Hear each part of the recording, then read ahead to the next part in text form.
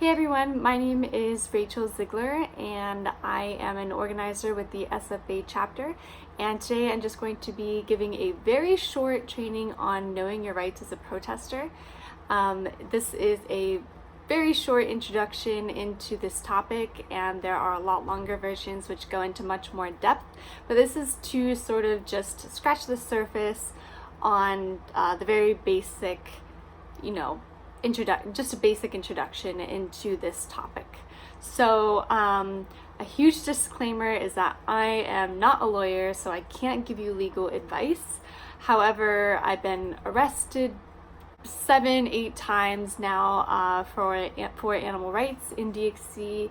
I have run the content by a lawyer, by our legal team, and so all of the information that I'm giving to you today has been approved by them. But again, I can't give you actual legal advice. You want to always consult with a local attorney, especially if you're, international. But even if you're in a different city or a different state, a lot of this information can vary a lot. So you'll want to check with, someone who is more familiar with the local laws. You can also check with ACLU, which is a really good resource for any sort of legal advice. So first thing to note is that as far as police officers go, their main job is to get convictions. The more convictions they get, the better, basically. They have quotas that they need to reach and so on. So basically their job depends on convicting people and getting, citing them, getting them, arresting them, and so on. So basically, police officers, while they are in uniform, are not your friends. And they might be really good people outside of being a police officer. They might be vegan. They might be, supportive of animal rights. They might be really awesome people, awesome dads, awesome mothers, whatever. But while they're in their uniform, they're not going to be on your side, because their jobs are to enforce the current laws that exist. They're not there to try to help you change the laws. So just remember that whenever you are interacting with them. Also, another important thing to note is that cops are allowed to lie to us, but we're not allowed to lie to them, and that can actually add additional charges if you do lie to them, and especially if they raise that in, court.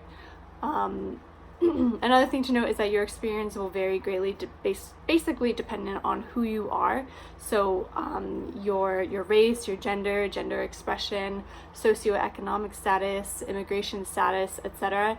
Unfortunately, people, whatever the job they're at, and as police officers, they're going to bring in their own prejudices and their own, maybe racism or whatever else they are.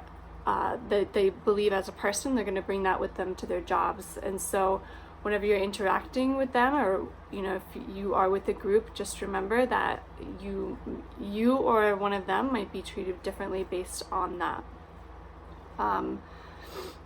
It's also important to note that for those of us who don't have a higher risk, it can impact those who do.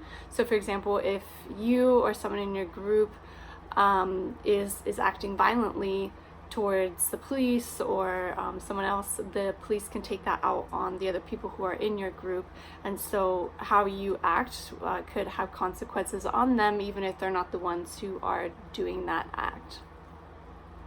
And then now I want to get into the three main types of police interactions. So there's consensual, detention, and arrest. Consensual interaction basically looks like you walking down the street, maybe you're holding a sign, and a police officer comes up to you and asks, "Hey, how are you doing?" And you just keep on walking, and they don't tell you that you need to stop. You just keep on walking. You don't even need to acknowledge them. You can smile and say hi.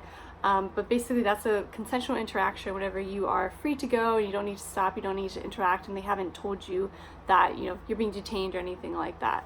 So this is like, probably like a pretty average interaction that you might have if you saw them at the grocery store, or like, whatever it is.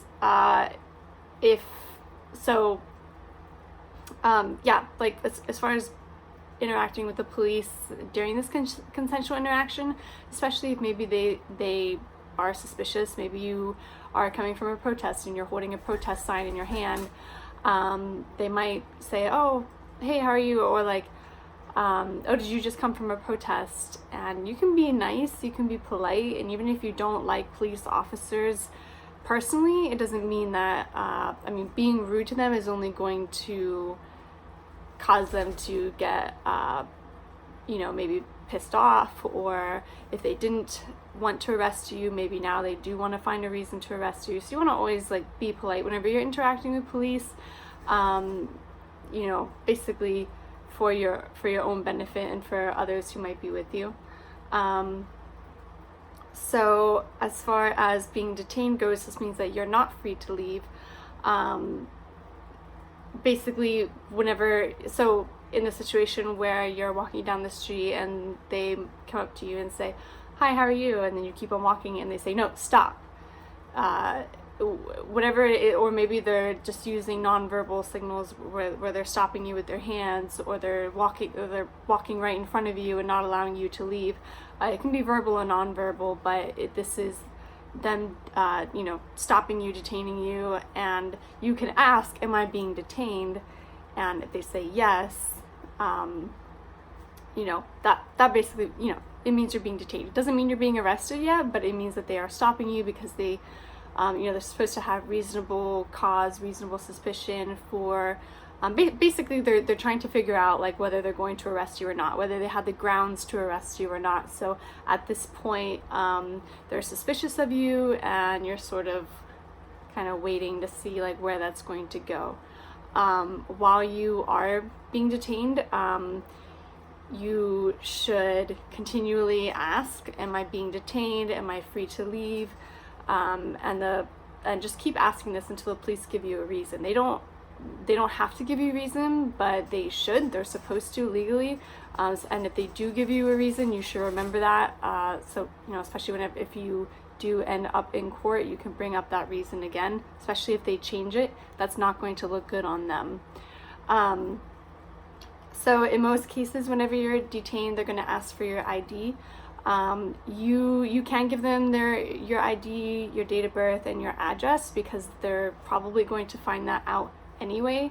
You certainly don't need to, though. It's not legally required that you do. Again, check in your local city and state, because this can, or country, because this can vary widely.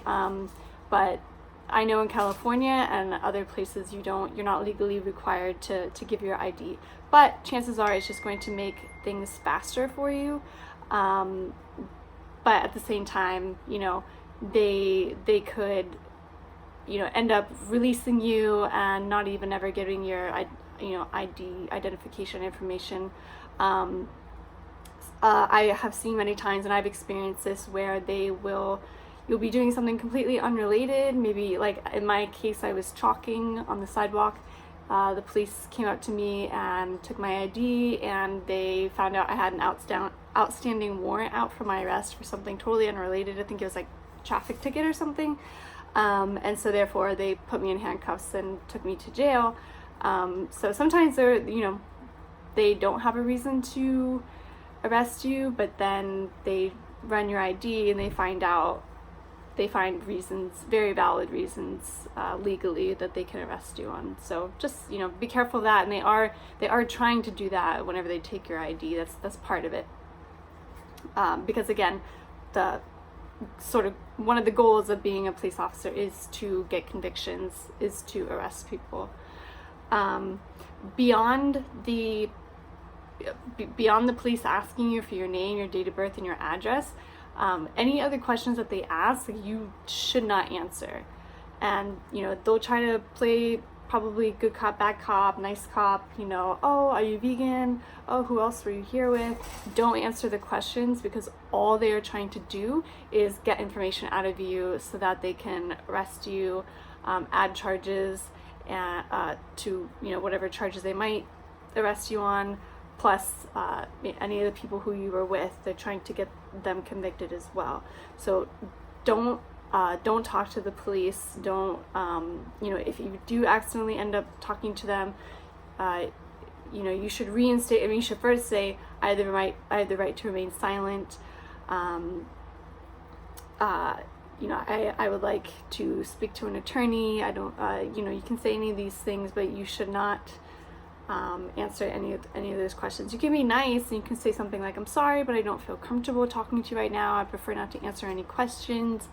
If you have been advised by a lawyer, you can say, I've been advised by a lawyer not to answer any of your questions, any of those things. But also don't lie to the police in any way, because again, that can be used against you.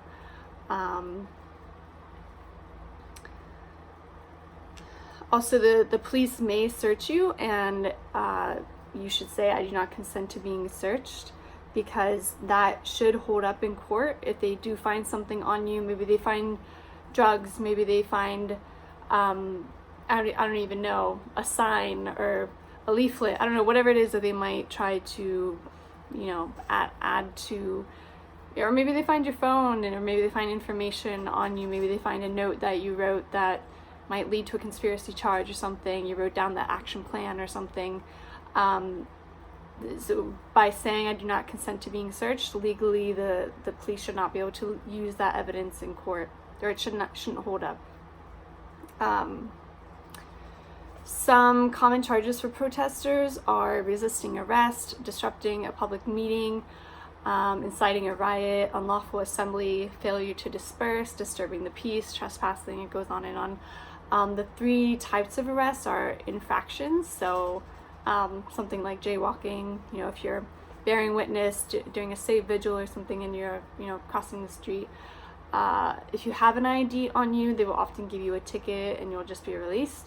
If you don't have an ID, they may take you to jail.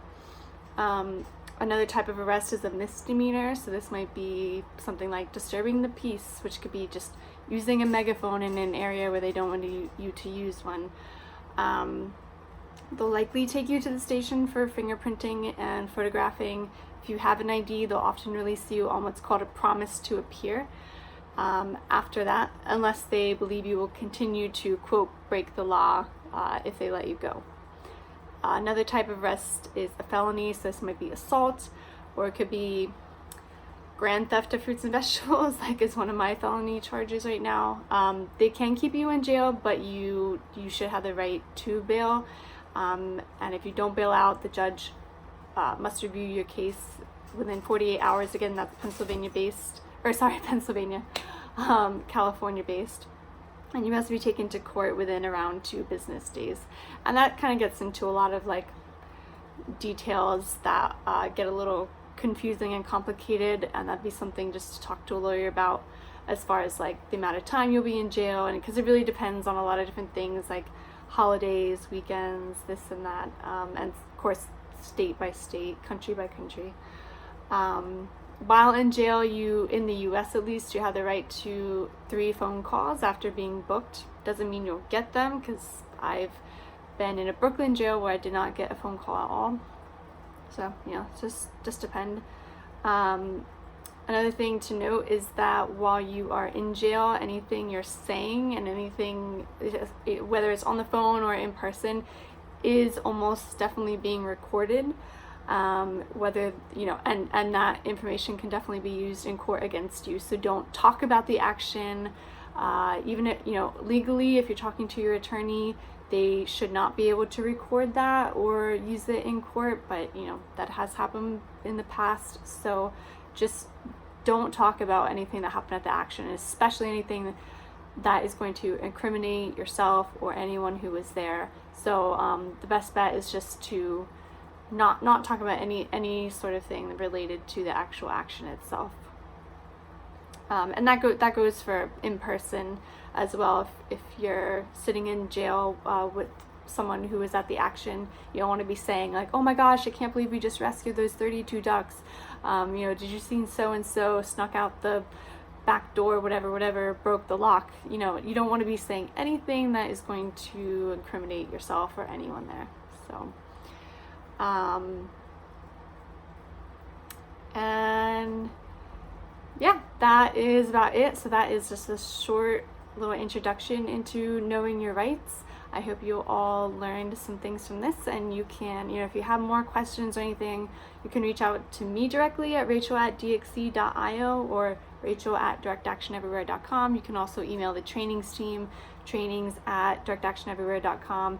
And then, of course, you can email Rose's Law, which not positive that email, but again, you can email either of those and get the email from there. So thanks.